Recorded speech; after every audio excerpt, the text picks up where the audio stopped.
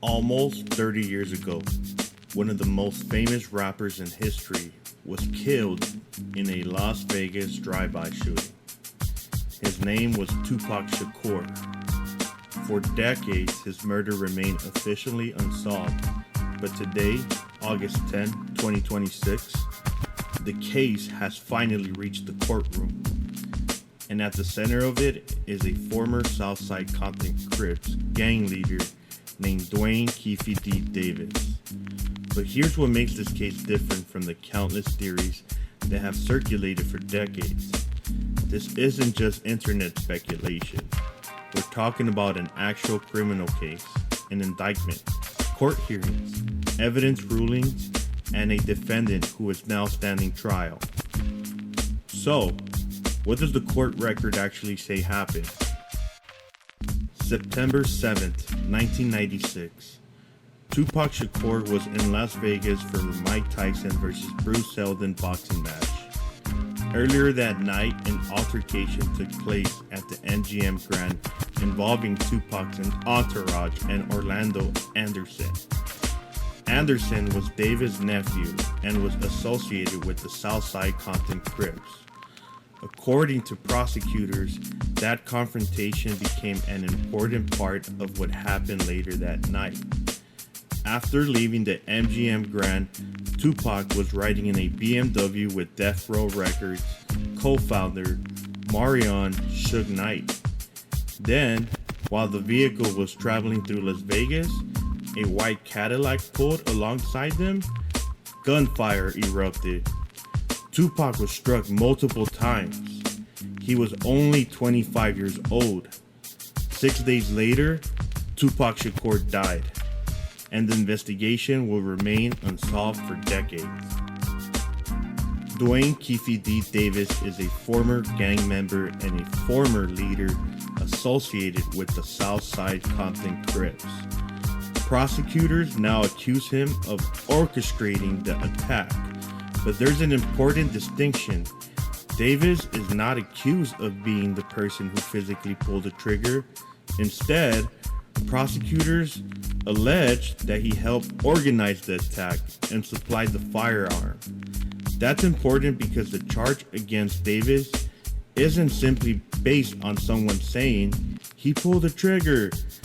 The prosecution's theory is that Davis participated in the killing as an organizer and accomplice. Davis has pleaded not guilty, and that means the prosecution still has to prove its case beyond a reasonable doubt. For years, there was no criminal prosecution for Tupac's murder. The case became one of the most famous unsolved murders in music history. Then something changed. Davis began publicly discussing his alleged involvement. He gave interviews, and in 2019, he co-wrote a memoir called Compton Street Legend. That book would eventually become one of the most important pieces of evidence prosecutors wanted to use against him. Davis later disputed aspects of the book, and his defense argued that his statements should not be treated the way prosecutors wanted. But in June 2026, a judge ruled that the memoir could be admitted as evidence at trial. That ruling doesn't mean the judge decided Davis was guilty. It means the jury can hear and consider the evidence. In September 2023, nearly 3 decades after Tupac's death, a Clark County grand jury indicted Dwayne Davis. The charge? Murder with a deadly weapon with intent to promote, further, or assist a criminal gang. That's a critical part of this story, because prosecutors aren't presenting this simply as an isolated shooting. They're alleging that the killing was connected to gang activity. The indictment transformed a decade-old mystery into an active criminal prosecution. Davis was arrested in 2023, and now, 3 years later, the case is finally going before a jury. This is where we need to separate fact from theory. The prosecution has a burden. It isn't enough to convince people on YouTube. It isn't enough to convince people on social media. And it isn't enough for someone to have made suspicious statements. The prosecution has to convince the jury beyond a reasonable doubt. Prosecutors are expected to argue that Davis played a role in organizing the attack and that his actions were connected to the gang-related intent alleged in the charge. The defense, meanwhile, has challenged the prosecution's evidence, and Davis has pleaded not guilty. So the central question isn't, did Tupac get murdered?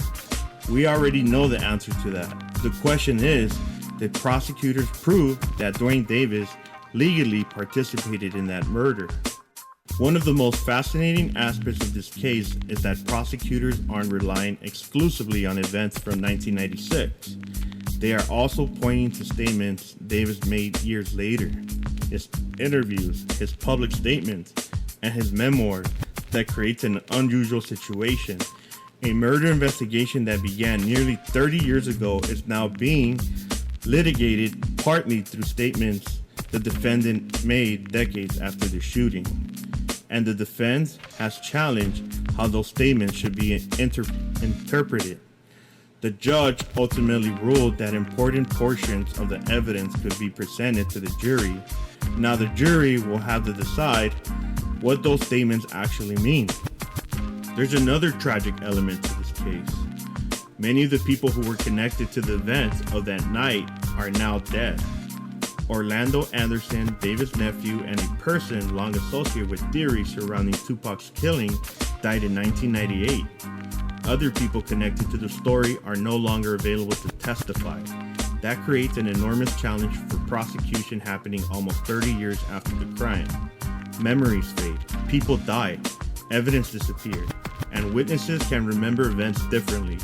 That's one reason this trial could be so significant. Tupac's murder became much bigger than one person. It became part of the history of hip-hop. It became connected to the East Coast-West Coast rivalry. It became connected to gangs, record labels, celebrity, culture, and violence. And eventually, it became one of America's most famous cold cases. But behind all of the mythology and the real victim, a 25-year-old man lost his life. His family spent decades without a courtroom verdict explaining what happened. Now, for the first time, a jury will hear the evidence against a defendant accused of playing a central role in that killing. After almost 3 decades for Tupac Shakur murder case has entered a courtroom, but there's something important to remember while watching this trial. An indictment is not conviction, an allegation is not proof, and a defendant is presumed innocent unless the prosecution proves guilty beyond a reasonable doubt. The jury will ultimately decide whether prosecutors have met that burden. Whatever happens, this trial could finally answer one of the biggest questions surrounding Tupac Shakur's death. Who was responsible? And perhaps, even more importantly, what really happened that night in Las Vegas? If you want more documentaries based on court records, indictments, trial testimonies, and publicly documented evidence, not rumors, subscribe to the channel and hit that like button.